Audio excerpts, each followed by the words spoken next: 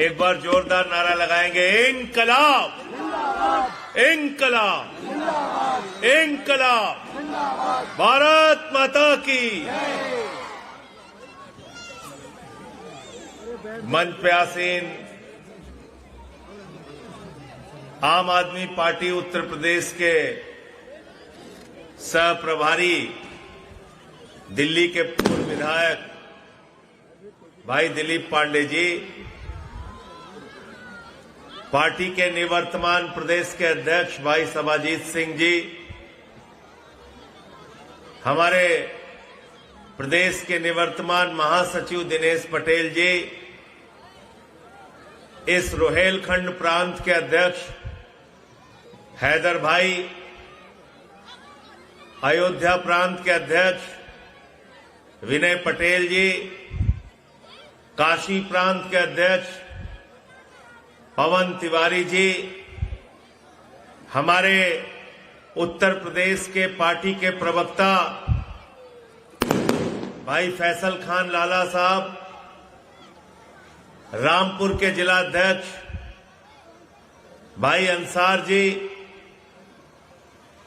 हमारे बीच में इन लोगों के लिए तालियां भी बजाते रहिए, मैं नाम ले रहा हूं तो रामपुर नगर पालिका के चेयरमैन मामून भाई, आसिफ भाई, हमारे कार्यक्रम का कुशल संचालन कर रहे रैयान भाई, और मैं यहां मौजूद सभी सभासदों का और रामपुर की जनता का और रामपुर के सभी पदाधिकारियों का हृदय की गहराइयों से स्वागत अभिनंदन करता हूं। हमारे बीच में यूथ विंग के प्रदेश के अध्यक्ष भाई पंकज अवाना जी, हमारे बीच में ओबीसी प्रकोष्ठ की प्रदेश के अध्यक्ष डॉक्टर छवि यादव जी, पंचायत प्रकोष्ठ, अरे भाई इन लोगों के लिए भी ताली बजा दो, पंचायत प्रकोष्ठ के प्रदेश के अध्यक्ष भाई विनय सिंह जी, सम प्रकोष्ठ के प्रदेश के अध्यक्ष अंजनी भाई, हमारे बीच में अल्पसंख्यक प्रकोष्ठ के अध्यक्ष शकील भाई, दिल्ली से हमारे बीच में चल के आए हाजी यूनुस साहब जो हमारे मुस्तफाबाद से विधायक थे, लगातार हमारे कार्यक्रमों में सक्रिय रहते हैं, हमारे बीच में तिरंगा शाखा के प्रमुख भाई जनक प्रसाद जी, और प्रकोष्ठ का और कोई प्रदेश का अध्यक्ष इस वार्ड के सभासद यासीन गुड्डू जी, यहाँ के सभासद, हमारे किसान प्रकोष्ठ के अध्यक्ष भाई अशोक कमांडो जी, इन सब का जोरदार तालियों से एक बार स्वागत अभिनंदन कीजिए।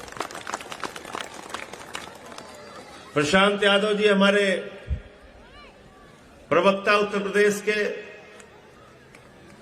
और अंकुश भाई ने अभी बहुत अच्छा काम किया, मेरठ के हमारे जिला अध्यक्ष हैं, उन्होंने एक गरीब आदमी की जान बचाने की कोशिश की, सफल नहीं हो पाए प्रशासन के निकम्मेपन की वजह से। मुजफ्फरनगर के हमारे जिला अध्यक्ष अरविंद बाल्यान जी, हमारे रोहेलखंड प्रांत के सभी जिलों के अध्यक्ष, साथियों और दोस्तों, एक बार पहली बात तो जोरदार तालियां अपने लिए बजा लीजिए, आवाज दो, आवाज दो। जब मैं ये कार्यक्रम बना रहा था तो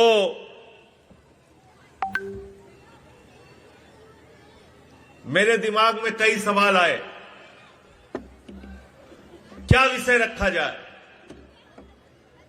पिछली पदयात्रा हम लोगों ने की थी सरयू से संगम तक, उसमें मुद्दा रखा था रोजगार दो, सामाजिक न्याय दो। क्या उसी सवाल पे पदयात्रा की जाए? क्या उसी सवाल पे इस जोन के अंदर भी हमारी पदयात्रा चलेगी? कई लोगों की अलग अलग राय थी, लेकिन इस बीच एक घटना हुई, मुझे पता चला उत्तर प्रदेश में एसआईआर के नाम पर देश के प्रधानमंत्री नरेंद्र मोदी जी, उत्तर प्रदेश के मुख्यमंत्री योगी आदित्यनाथ जी और देश का मुख्य चुनाव आयुक्त ज्ञानेश कुमार, ये तीनों मिलकर 3.5 करोड़ वोट काटना चाहते हैं। तो मैंने तय किया कि अब ये लड़ाई वोट को बचाने की लड़ाई होगी, संविधान को बचाने की लड़ाई होगी, लोकतंत्र को बचाने की लड़ाई होगी, चुनाव को बचाने की लड़ाई होगी। तुम संघर्ष करो।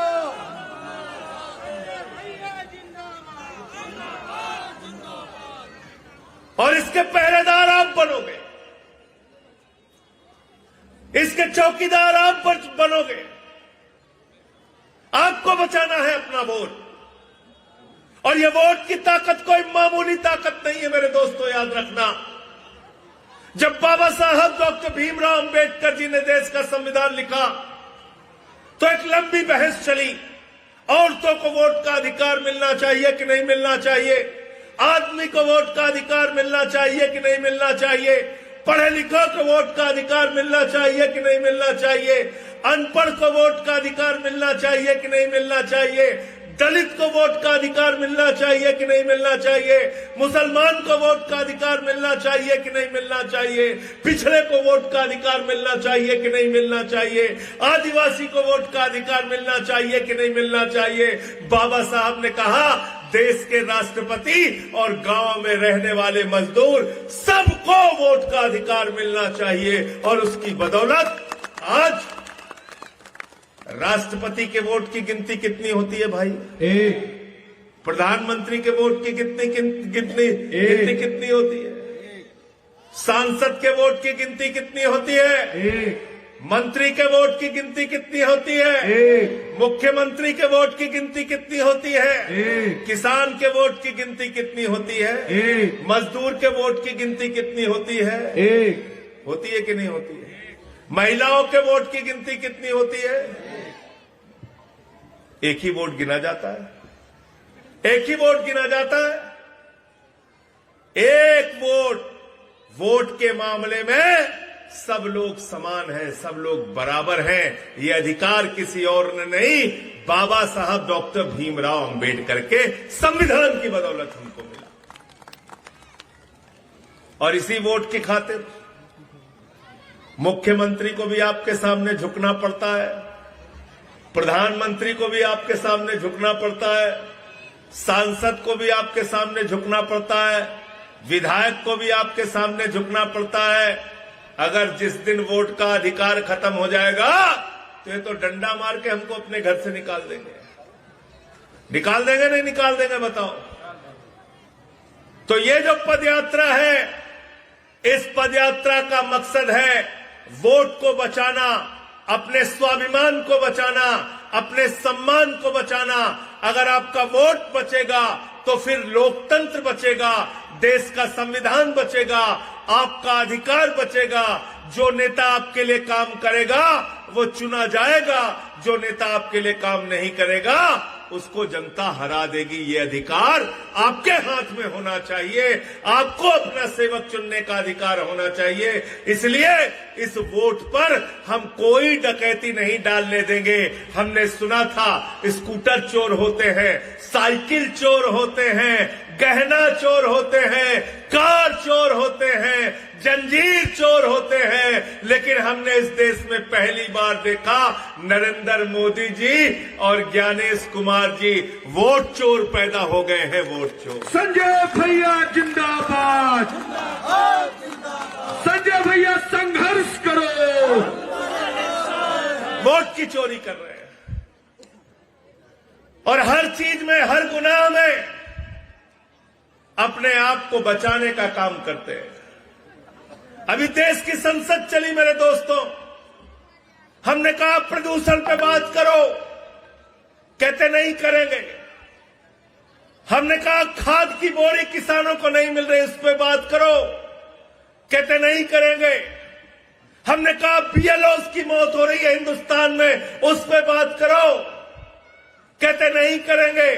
हमने कहा बेरोजगारी के सवाल पे बात करो, कहने लगे नहीं करेंगे। अरे हमने कहा रुपया लगातार गिर रहा है प्रधानमंत्री जी, उस पर बात करो।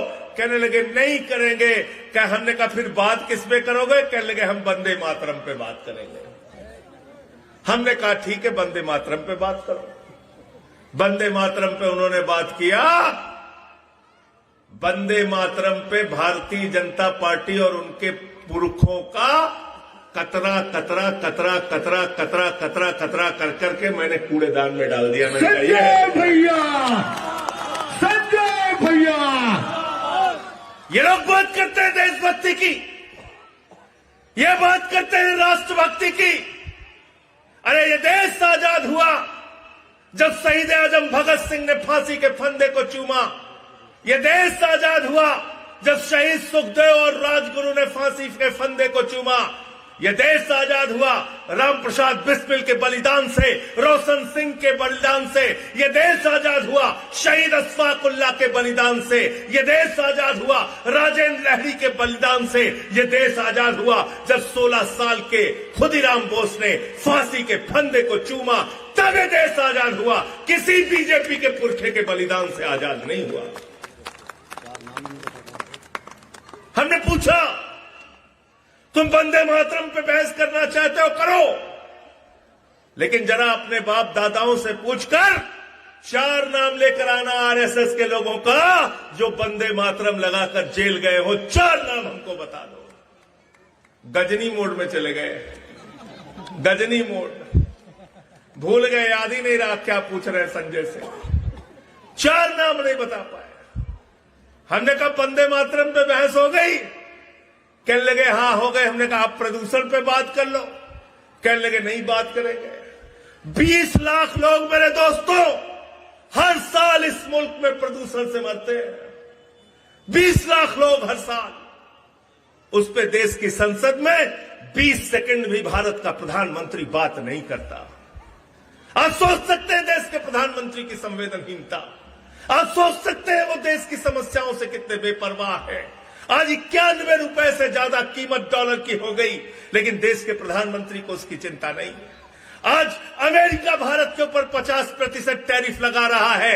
अरे अमेरिका तो छोड़ो, अब मैक्सिको जैसा देश आपके ऊपर 50% टैरिफ लगा रहा है। हिंदुस्तान में महंगाई बढ़ रही है, लेकिन आज उसके बारे में देश के संसद में चर्चा करने के लिए फुर्सत नहीं है सरकार को, फुर्सत नहीं है। हम खबरें रोज पढ़ते हैं, यही मुरादाबाद में एक बीएलओ की मौत हो गई है। सर्वेश सिंह नाम था साहब, है सर्वेश सिंह। रोते हुए वीडियो बनाया उसने। दबाव बनाया जाता है हमारे ऊपर, कहा जाता है चोरी करो, वोट की चोरी करो, वोट की चोरी करो। हम नहीं कर सकते, हम अपनी जान दे रहे हैं। आप कल्पना कीजिए 40 से ज्यादा बीएलओ हिंदुस्तान में आत्महत्या कर चुके हैं। तुम्हारी इतनी तानाशाही, वोट चोरी का इतना जबरदस्त जुनून आपके दिमाग पे सवार है। आप चाहते हैं आपकी वोट चोरी के लक्ष्य को पूरा करने के लिए लोग अपनी जान दे दें। लेकिन मैं भारत के प्रधानमंत्री से कहना चाहता हूं, दुनिया में बड़े बड़े तानाशाह आए मोदी जी, जनता ने जब चाहा उनको उखाड़ कर फेंक दिया। आपकी सत्ता भी एक ना एक दिन जाएगी। नरेंद्र मोदी होश में आओ, होश में आओ, होश में आओ, नरेंद्र मोदी होश में आओ, होश में आओ, होश में आओ। ये लोकतंत्र है। जिन लोगों ने आपातकाल लगाया था इस देश के ऊपर, उनको भी गुमान था नहीं जाएंगे।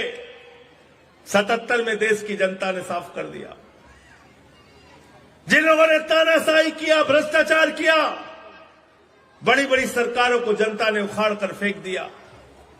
इसलिए चुनाव जीतना है तो मुद्दों पर जीतो, चुनाव जीतना है तो जनता के लिए काम करके जीतो, चुनाव जीतना है तो बिजली देकर जीतो, पानी देकर जीतो, शिक्षा देकर जीतो, रोजगार देकर जीतो, अस्पताल में दवाएं देकर जीतो। जीतना है तो लोगों के दिल पर राज करके जीतो, नफरत फैलाकर मत जीतो। आप नफरत की बुनियाद पर हिंदुस्तान को बनाना चाहते हैं। वो हिंदुस्तान जहां 144 करोड़ लोग हिंदू, मुसलमान, सिख, ईसाई, अगड़ा, पिछड़ा, दलित, सवर्ण सब मिलकर साथ रहना चाहते हैं। आप भाई को भाई से लड़ाना चाहते हैं। रोज नई नई बातें, रोज नया नया झगड़ा, ये नहीं तो ये झगड़ा, झगड़ा के बाद रगड़ा। कुछ ना कुछ करना है, कुछ ना कुछ करना है। हम किस हिंदू धर्म को मानते हैं? रामपुर के लोगों, मैं इस मैदान में कांसीराम कॉलोनी के बीच में कहना चाहता हूं, हम उस हिंदू धर्म को मानते हैं जो हिंदू धर्म कहता है वसुधैव कुटुंबकम, पूरा विश्व हमारा परिवार है। हम उस हिंदू धर्म को मानते हैं जो हिंदू धर्म कहता है पूजा की समाप्ति के बाद हम अपने भगवान के सामने खड़े होकर प्रार्थना करते हैं, धर्म की जय हो, अधर्म का नाश हो, प्राणियों में सद्भावना हो, विश्व का कल्याण हो। ये है हिंदू धर्म। हम पूरे विश्व के कल्याण की कल्पना करते हैं और मोदी जी कहते हैं प्राणियों में दुर्भावना हो, प्राणियों में झगड़ा हो, प्राणियों में लड़ाई हो। अभी हमारी बिटिया यहां पे बोल रही थी, अलीजा बोल रही थी। उसने कहा कि अंकल यहां बच्चों के पढ़ने के लिए स्कूल नहीं है। मैं इसलिए पढ़ सकती हूं कि मेरे पिताजी सक्षम हैं तो प्राइवेट स्कूल में पढ़ा सकते हैं। सरकारी स्कूल में भी यहां के बच्चे पढ़ना चाहते हैं तो इसलिए नहीं पढ़ सकते क्योंकि सरकारी स्कूल में सुविधा नहीं है, सुविधा नहीं है। नमक रोटी खाने को मिलती है मिड डे मील में। कई बार खबरें आती हैं चींटी पड़ गया चावल में, छिपकली गिर गई, मिड डे मील बर्बाद हो गया, स्कूल बंद किए जा रहे हैं उत्तर प्रदेश में। ये एकमात्र आम आदमी पार्टी है मेरे दोस्तों जो बच्चों का स्कूल बचाने के लिए पूरे प्रदेश में हम लोगों ने आंदोलन किया। मैं एक एक अपने कार्यकर्ता को बधाई और धन्यवाद देना चाहता हूं।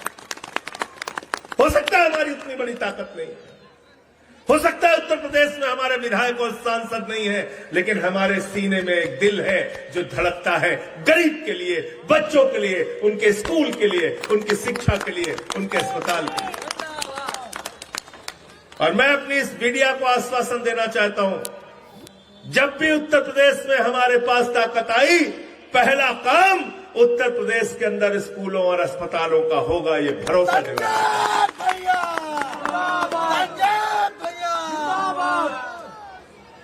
और जब तक सत्ता की ताकत नहीं है तब तक सड़क की ताकत से काम कराएंगे, लेकिन घर नहीं बैठेंगे, घर नहीं बैठेंगे। और आप ये दबाने और डराने की कोशिश मुझे तो मत करना। 3-4 दिन से धमकी दे रहे हैं भाजपाई, इतना बौखला गए वंदे मातरम पे। मैंने इनको पूरे देश के सामने एक्सपोज कर दिया। क्या गलत किया भाई, क्या गलत किया? हमसे सवाल पूछ रहे थे, मैंने कहा ये बताओ भाजपाइयों, जहां से तुम लोग निकले हो उस आरएसएस ने 52 साल तक नागपुर के मुख्यालय पर तिरंगा झंडा नहीं फहराया, और 2001 में 3 लड़कों ने तिरंगा झंडा फहरा दिया तो 13 साल तक उनके ऊपर मुकदमा चलाया। किस जुर्म में? तिरंगा फहराने के जुर्म में। क्या आपको यकीन होगा कि ये लोग जो अपने आप को राष्ट्रवादी कहते हैं, इनके आरएसएस के मुख्य पत्र में 28 दिसंबर 1949 को इन्होंने अपने मुख्य पत्र, आरएसएस के मुख्य पत्र में पांचजन्य में लिखा, ये जनगण मन ये आइटम ऑफ इंटरटेनमेंट है। आपका राष्ट्रगान को आइटम ऑफ एंटरटेनमेंट कहा। आपको मालूम है कौन लोग हैं जिन्होंने मुस्लिम लीग के साथ सरकारें बनाई? ये वो लोग हैं जिन्होंने भारत छोड़ो आंदोलन में देश के साथ गद्दारी की। श्यामा प्रसाद मुखर्जी जो जनसंघ के पहले राष्ट्रीय अध्यक्ष थे, उन्होंने चिट्ठी लिखा था अंग्रेज गवर्नर को कि भारत छोड़ो आंदोलन को कुचल देना चाहिए। ये लोग हमसे देशभक्ति की बात करेंगे, ये हमसे तिरंगे की बात करेंगे, ये हमसे सबूत की बात करेंगे। आओ खड़े हो जाओ, जिस भी चौराहे पे खड़ा होना है। आम आदमी पार्टी का एक एक कार्यकर्ता तुम्हारे पुरखों से ज्यादा देशभक्त रहा है, रहेगा और मरते दम तक रहेगा। अभी बौखला गए, मैंने क्या किया, एक योजना लेके आए, महात्मा गांधी का नाम बदल के कहने लगे जी राम जी योजना हो गई। यहां पे खड़े हैं अंजनी जी, इसकी लड़ाई आपको पूरे उत्तर प्रदेश में आगे बढ़ानी पड़ेगी। मजदूरों का हक मारा गया है, 40% राज्य सरकार को पैसा देना पड़ेगा मनरेगा में। अब कोई काम नहीं होगा, लोगों की मजदूरी खत्म हो जाएगी। महात्मा गांधी का नाम इन्होंने बदल दिया। अरे महात्मा गांधी तो वो थे, गोली लगने के बाद भी जब उनकी मौत हुई तो उन्होंने कहा हे राम। कहा नहीं कहा, कहा नहीं कहा। महात्मा गांधी वो थे जो हर दिन रघुपति राघव राजा राम का पाठ करते थे। मैंने कहा बेईमानो, तुम महात्मा गांधी का नाम बदल रहे हो। भगवान को अपने भक्त से बहुत प्यार होता है, श्री राम भी तुमको श्राप दे रहे होंगे कि तुम कैसे लोग हो, हमारे भक्त का नाम तुम बदलने का काम कर रहे हो। मैंने कहा घोटाला तुम करते हो, अपराध तुम करते हो, भ्रष्टाचार तुम करते हो। मैंने कई राज्यों की खबर खंगाली, मनरेगा में भ्रष्टाचार, महाराष्ट्र में मनरेगा में भ्रष्टाचार, हरियाणा में मनरेगा में भ्रष्टाचार, उत्तर प्रदेश में मनरेगा में भ्रष्टाचार, राजस्थान में मनरेगा में भ्रष्टाचार, गुजरात में। तो मैंने भाजपाइयों से जो कहा, जिसके कारण उनको बहुत ज्यादा गुस्सा आ गया मेरे ऊपर, मैंने कहा बेईमानो, तुमने राम जी का नाम इसके साथ लगा दिया, अब लोग क्या कहेंगे। गुजरात में सैकड़ों करोड़ का भ्रष्टाचार भाजपाइयों ने जी राम जी के नाम पे कर लिया। उत्तर प्रदेश में भाजपाइयों ने सैकड़ों करोड़ का भ्रष्टाचार उत्तर प्रदेश में जी राम जी के नाम पर कर लिया। तो मैंने यही बात कही, अपने भ्रष्टाचार को छिपाने के लिए राम के नाम को बदनाम मत करो। देखो ऐ दीवानो, ऐसा काम ना करो और राम का नाम बदनाम ना करो। भाजपाइयों ने कहा राम राम जपना, पराया माल अपना। उनको यही करना है, हमको इनसे लड़ना है, डरना नहीं है। बहुत सारी लाइनें आज सुनाई आपको रैयान ने, लेकिन जो एक अच्छी लाइन उनकी जो मुझे लगी कि अगली नस्लों को तबाही से बचाने के लिए हमें इसी नस्ल को लड़ना होगा, अपने हक की खातिर लड़ना होगा, है जो भी करना है इसी नस्ल को करना है। ये बात बिल्कुल सही है। तो आप अपने आने वाली पीढ़ियों को बचाने के लिए काम करना चाहते हैं कि नहीं करना चाहते? करना चाहते हैं ना, करना चाहते हैं। तो अब ये 6 दिन की पदयात्रा है, 21 तारीख से लेकर 26 तारीख तक। और इस पदयात्रा के दौरान हम रोजगार का भी सवाल उठाएंगे, किसान का भी सवाल उठाएंगे, मजदूर का भी सवाल उठाएंगे और वोट चोरी का भी सवाल उठाएंगे। इसी रामपुर में नूरजहां 80 साल की बुजुर्ग महिला बीमार थी, मैं उनके घर गया था मिलने के लिए। उनके नाम पे एफआईआर दर्ज कर लिया आपने, इतनी हिम्मत आपकी। और जब मैं गया तो पूरा घर एकदम से डरा हुआ था, सहमा हुआ था, मुझसे मिलने के लिए तैयार नहीं हो रहे थे वो लोग। मैंने कहा अरे ऐसा क्या हो गया? बोले नहीं बहुत घबराहट है। तो क्या हो गया? अपने बच्चों का फॉर्म भर दिया। जिलाधिकारी से पूछा आपने एफआईआर क्यों की? बोले नूरजहां के दोनों बेटे कुवैत के नागरिक हैं और इसीलिए उन्होंने फॉर्म भर दिया, विदेशी नागरिक का, हमने उनके ऊपर एफआईआर कर दी। मैंने कुवैत वालों से पता किया, बोले हमारे यहां तो नागरिकता देते ही नहीं किसी को, कुवैत किसी को नागरिकता ही नहीं देता। और यहां के जिलाधिकारी कह रहे हैं वो नागरिकता ले चुके हैं। तो चुनाव आयोग के नियम की भी जानकारी नहीं, सबके ऊपर कार्रवाई करना है आपको। आंगनबाड़ी कहां है? बीएलओ ड्यूटी में। शिक्षा मित्र कहां है? बीएलओ ड्यूटी में। स्कूल के टीचर कहां हैं? बीएलओ ड्यूटी में। अस्पताल का स्टाफ कहां है? बीएलओ ड्यूटी में। राजस्व विभाग का स्टाफ कहां है? बीएलओ ड्यूटी में। लेखपाल कहां है? बीएलओ ड्यूटी में। नगर पालिका का स्टाफ कहां है? बीएलओ ड्यूटी में। तो तुम भैया अपनी सनक को पूरा करने के लिए दिन रात यही सब काम करते हो।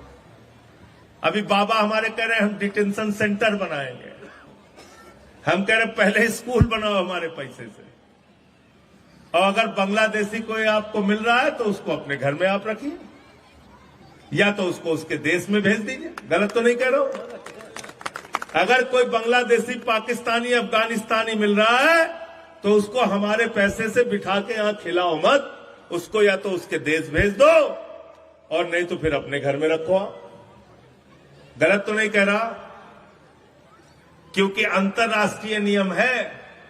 कोई भी बांग्लादेशी आपको मिलेगा, पाकिस्तानी मिलेगा, आप उसको बाहर भेजिए उसके देश में वापस, वरना अगर डिटेंशन सेंटर बना के रखोगे तो हमारे ही टैक्स के पैसे से फ्री भोजन, फ्री शिक्षा, फ्री इलाज, सब कुछ, घर, सड़क, सब बना के आपको देना होगा। तो जो मिल रहा है विदेशी नागरिक उसको भेजो, लेकिन जो देश के लोग हैं उनका अधिकार हम आपको छीनने नहीं देंगे। तो 6 दिन की यात्रा है, कितने लोग साथ में चलोगे? हाथ उठा के बताओ। तैयार हो सब लोग? तैयार हो? यहां से लेके अमरोहा तक कौन कौन साथ में चलेगा? इतने लोग चलोगे?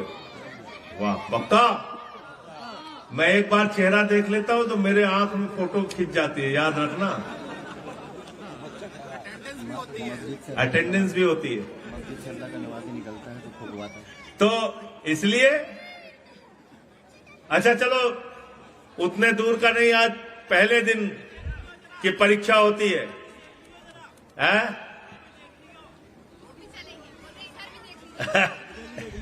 गुप्ता जी की फोटो खींच लो भाई, वो कह रहे गुप्ता जी चलेंगे पूरे टाइम।